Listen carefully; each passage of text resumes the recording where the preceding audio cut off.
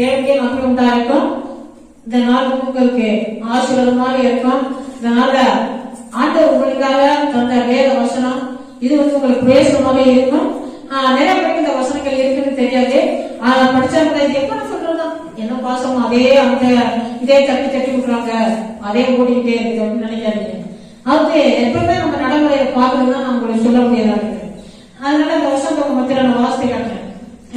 ஆதியாகமம் 39 ஒரு 1-2 வசனம் வாசிக்கிறேன். இதுல ஒரு தேவ மனுஷன் யோசேப்பை பற்றி நம்ம வாசிக்க போறோம். 39:1 யோசேப்பு எகிப்துக்கு கொண்டு போகப்பட்டான். பார்வோனுடைய பிரதானியையும் தலையாரிகளுக்கும் அதிபதியுமாகிய போத்திபார் என்னும் எகிப்து தேசத்தார் அவனை அவனத்துக்கு கொண்டு வந்தான். இஸ்மவேலரிடத்தில் விலைக்கு வாங்கினான். கர்த்தர் யோசேப்போட இருந்தார். அவன் காரிய சித்தி உள்ளவனானான். அவன் எகிப்தியனாகிய தான் எஜமானுடைய வீட்டில இருந்தான். கர்த்தர் அவனோட இருக்கிறார் என்று அவன் செய்கிற யாவையும் கர்த்தர் வாய்க்கப்படுகிறார் என்றும் அவன் எஜமான் கண்டு யோசேப்பினிடத்தில் தயவு வைத்து அவனை தனக்கு ஊழியக்காரனும் தன் வீட்டுக்கு விசாரணைக்காரனுமாக்கி தனக்கு உண்டான யாவற்றையும் அவன் கையில் ஒப்படைத்தான். இந்த சம்பவத்தை நம்ம வாசனம் பார்க்க போறோம். பாருங்க, கர்த்தர் யோசேப்போட இருக்கிறாருன்னு அறிந்தபடினால அவர் செய்யற எல்லாத்தையும் என்ன செய்யுது, வாய்க்குது, ஆசீர்வாதமா இருக்குது, நல்லா இருக்குது, அவர் காரிய சித்தி உள்ளவனா இருக்கிறான்னு சொல்லி என்ன பண்ணா அந்த தலையாரி எல்லாவற்றையும் அவன் கையில ஒப்பு கொடுத்துட்டு விசாரிக்காம எதை பத்தியுமே கவலைப்படாம இருக்கான். ஏன் சொன்னாக்க கர்த்தர் யோசேப்போட கர்த்தர் அவனோட இருக்கிறார் என்று அவன் செய்கிறான். யாவை கர்த்தர் வாய்க்கப்படுகிறார் என்று அவன் எஜமான் கண்டேன். அவன் செய்யற எல்லாவற்றையும் எதை செய்தானா, ஒரு விதை போட்டானா அது முளைக்குது. அவன் என்ன செய்தான் சரி, நஷ்டம் இல்லாத என்ன செய்யுது, எல்லாமே வாய்க்குது. நம்ம ஏதாவது எடுத்துட்டு அப்படி கொண்டாச்சுட்டா சரி, அல்லது ஏதாவது ஒரு பொருளை கொடுத்து திரும்ப வாங்க போனா சரி, அது உடஞ்சி ரெண்டாயி ஏதாவது ஒரு சுக்கு நூறாயி ஏதாவது எரிஞ்சு உடஞ்சி நம்ம கையில சேருது. ஆனா யோசிப்பு அவன் செய்யறது எல்லாவற்றையும் ஆண்டவரே அவன் என்ன பண்றாரா, வாய்க்க பண்றான். அதுதான் அவன் அவன் ஒண்ணுமே விசாரிக்கல. அவன் தன் வீட்டுக்கு தனக்கு உண்டான எல்லாவற்றையும் விசாரணை காரணமானது முதற்கொண்டு கர்த்தர் யோசேப்பின் நிமித்தம் அந்த எகிப்தியன் வீட்டை ஆசீர்வதித்தார். வீட்டிலும் வெளியிலும் அவனுக்கு உண்டானவைகள் எல்லாவற்றையும் கர்த்தருடைய ஆசீர்வாதம் இருந்தது. பாருங்க, அவன் அந்த வீட்டுல வேலைக்கு தான் கொண்டு போய் வச்சிருக்கிறாங்க. அவன் இருக்கிறது நிமித்தம், அவன் வீட்டுல இருக்கிறது நிமித்தம் அந்த வீடு ஆசீர்வாதமா இருக்குது. அவன் செய்யறது எல்லாவற்றையும் ஆண்டவர் ஆசீர்வதிக்கிறார். இதுக்குமே நஷ்டமே வரல. எதுவுமே உடச்சிட்டு காணாம போயிடுச்சு, நஷ்டமாயிருச்சு, இப்படி என் வண்டி எடுத்துட்டு போயிட்டு உடச்சு வந்துட்டியா, என் கார் எடுத்துட்டு போயிட்டு ரிப்பேர் ஆகி கொண்டு வந்துட்டியா, இந்த பேச்சுல நமக்குள்ளதான் என்ன செய்யுது நடக்குது. ஆனா யோசிப்பு தொட்டது அனைத்துமே என்ன செய்யுது, ஆசீர்வாதமா எந்த ஒரு பாதிப்பு இல்லாத ஆண்டவர் ஆசீர்வதிக்கிறார். அந்த வீடு அவ்வளவு ஒரு ஆசீர்வதிக்கப்பட்ட வீடாக இருக்குது. நீங்களும் சரி. இப்ப இதுக்கு காரணம் ஏன், யோசேப்பு தேவனுக்கு ஒரு பிரியமான ஒரு தேவ பிள்ளையாக ஆண்டவருக்கு பிரியமா இருக்கிறதுனால அவர் ஆண்டவருடைய கற்பனை கட்டளை கை கொண்டு நடக்கிறதுனால கொஞ்சம் நம்ம பார்த்தோம்னா யோசேப்பு தனக்கு சகோதரர்களுக்கு துன்மார்க்கமா நடக்கிறத ஆண்டவர் பிரியப்படாத காரியத்தை செய்யறாருன்னு சொல்லி தன்னுடைய தகப்பனிடம் சொல்லி வரான். அப்ப அப்படி சொல்லி இருந்தாங்க சொல்லுங்க.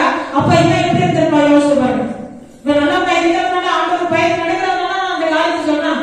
ஆனா அன்னைக்கு எல்லாம் செஞ்சு இருக்கிறாங்கப்பா, இப்படி செய்யறாங்க, இப்படிலாம் பண்றாங்க, இப்படி துன்பாக்கமா நடந்துக்கிறாங்க, தேவ பயன்படாம நடக்கிறாங்க பாருட்டு சொல்றாங்கன்னா அப்ப அவரோட வாழ்க்கை சரியாதான் இருந்திருக்கு. அவன் இங்க மட்டும் இல்ல, அவனை கொண்டு கடத்தி கொண்டு போய் வித்திரத்துல கூட அவன் என்ன செய்யறான், தேவனுக்கு பிரியமா இருக்கிறதுனால ஆண்டவர் ஆசீர்வதிக்கிறார். நீங்க நினைக்கலாம், எங்க வீட்டுக்குள்ள எல்லாரும் வந்துட்டாங்க, ஆண்டவர் பிரியமில்லாதவங்க வந்துட்டாங்க, எல்லாரும் வந்ததுனால என் வீடு பாதிப்பா இருக்குது, எனக்கு ஆசீர்வாதம் இல்லாம இருக்குது. வந்து எல்லாருமே நான் எல்லாருக்கும் அதை கொடுத்துட்டேன், அதனால அப்படி வருது பண்ணுது. வந்து இவங்க எப்போது இருந்து எங்க வீட்டுக்குள்ள வந்து என்ன செய்யறாங்க, வேற சாமியை கூப்பிட்டு இருக்காங்க, அப்படி பண்றாங்க இப்படி பண்றாங்க, அதனால ஒண்ணுமே வாய்க்க மாட்டேங்குது அப்படின்னா நீங்க சொல்லலாம். நீங்க யாரு? உங்களோட வாழ்க்கை எப்படி? நீங்க அங்க என்ன பண்ணிட்டு இருக்கீங்க? யோசிச்சு பாருங்க. நீங்க தேவனுக்கு பிரியமா இருக்கிறீங்களா? உங்க வாழ்க்கை ஆண்டவர் பிரியமா இருக்கிறதா? நீங்க ஆண்டவர் நோக்கி வந்து ஜெபம் பண்றீங்களா? வேதத்தை வாசிக்கிறீங்களா? நீங்க கர்த்தருக்கு பிரியமானதை செய்றீங்களா? நீங்க ஒரு ஆள் இருந்தா போதுமே. வசனம் சொல்லப்பட்டு ஒரு இடத்துல சொல்லப்பட்டிருக்குது, நீ கர்த்தராகிய இயேசு கிறிஸ்துவை விசுவாசி, நீ கர்த்தராகிய இயேசு கிறிஸ்துவை விசுவாசி, அப்பொழுது நீ வீட்டாலும் ரட்சிக்கப்படுவீங்க. வசனம் சொல்லப்பட்டிருக்குது. அந்த இடத்துல வந்து நீங்க உங்க மாமியாரு, உங்க வீட்டாரு, உங்க குழந்தைனாரு, உங்க மச்சன, உங்க தங்கச்சி, உங்க அண்ணன், உங்க பிள்ளைங்க எல்லாரும் சொல்ல வரல, நீங்க சொல்லப்பட்டிருக்க. நீ இருந்தாலும் நீ அவங்க எல்லாரும் மாற்ற முடியும், அவங்க எல்லாரும் கூட வழியை கொண்டு வர முடியும். அவர்களையும் நீ குப்புற தெய்வம் தான் உண்மையான தெய்வம் சொல்ல வைக்க முடியும். நீ போதும். அதே போல பாருங்க, யோசிப்பு ஆண்டவர் அறியாத ஒரு இடத்துல எட்டு தேசத்துல போயிருந்தானா, அவன் இருந்த அடிக்க ஆண்டவர் ஆசீர்வதித்தார். அவன் செய்யற எல்லா வேலையும் ஆசீர்வதித்தார். ஏன்? அவனோட நடவடிக்கை எல்லாம் பிரியமா இருந்துச்சு, ஆண்டவர் பிரியமா இருந்துச்சு. பாவம் செய்யல, பொய் சொல்லல, களவு செய்யல. நீங்க மற்ற ஏதாவது பிரச்சனை சேர்த்துல என் ஃப்ரெண்ட்ஸ் தான் இப்ப செய்ய சொன்னான், என் ஃப்ரெண்ட்ஸ் இப்படி பண்ணதுனாலதான் நான் இப்படி பண்ணிட்டேன். நீ அவங்கள வந்து பழகலாம், நீ உன்னுடைய ஆசீர்வாதம் நீ குழந்தைக்கு நீ வந்து என்ன அந்த இடத்துல தொட்டுக்க வச்சுக்க கண்டிக்கிறாத நீ உலகம் உன்னோட பசங்களுக்கு ஆண்டு நீ எந்த அளவுல இருக்கிறது இப்பெல்லாம் இருந்தாக்க இந்த யோசனை ஆசீர்வாதத்தை போல ஏசாப்பா உங்களையும் பிரிய கொண்டு உங்களையும் ஆண்டவர் ஆசீர்வதிப்பார். அதே இடத்துல இன்னொரு வசனம் பாரு, அதே இடத்துல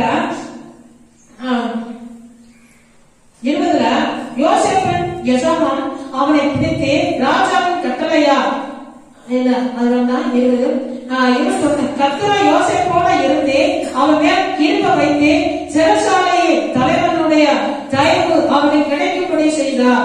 சிறைச்சாலை தலைவன் சிறைச்சாலையில் வைக்கப்பட்ட யாவற்றையும் யோசேப்பு இந்த கையிலே ஒப்புவித்தார். அங்கே அவன் செய்வதெல்லாவற்றையும் யோசேப்பு செய்தார் அப்படின்னு சொல்லப்பட்டிருக்கு. யோசேப்பு செய்தார் அப்படின்னு சொல்லப்பட்டிருப்பாங்க.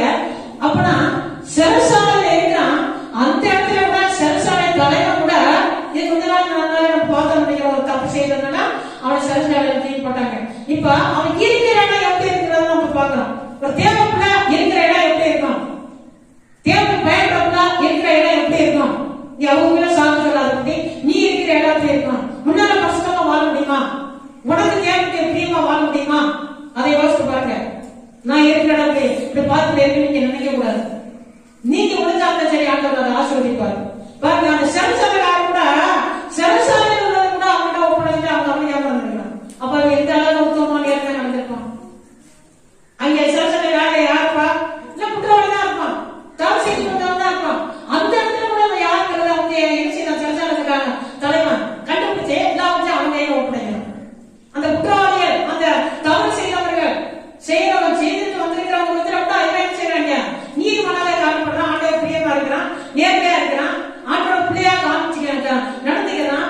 அதனால சிறைச்சாலையில தலைவன் என்ன செய்யறான், அவங்க கையில ஒப்படைக்கிறான். இன்னைக்கு வந்து உங்க வாழ்க்கை எப்படி இருக்குது, நீங்க எப்படி இருக்கிறீங்க?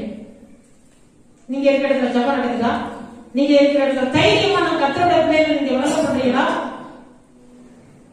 அப்படி இருப்பீங்கன்னு சொன்னா அந்த யோசேப்பு ஆசீர்வாதத்து போல இந்த யோசேப்பு நிமித்தம் தான் அவங்க என்ன செய்ய நினைச்சா பார்க்க முடியாது.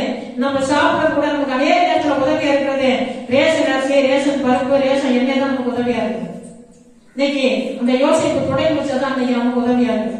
ஏன்?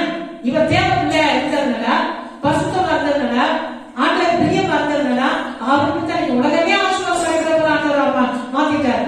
இன்னைக்கு உங்களையும் என்னை கொண்டு செய்ய முடியுமா, செய்ய முடியாதா? கண்டிப்பா செய்வார். உங்க வாழ்க்கையா தேவனுக்கு பிரியமா இருந்தா நீங்க இருக்கிற இடம் தேவனுடைய தேவன் தங்குற இடம் போல இருக்குமான்னு சொன்னா ஆண்டவர் உங்களையும் ஆசீர்வதிப்பார். இந்த யோசனை ஆசீர்வாதத்தை போல உங்களையும்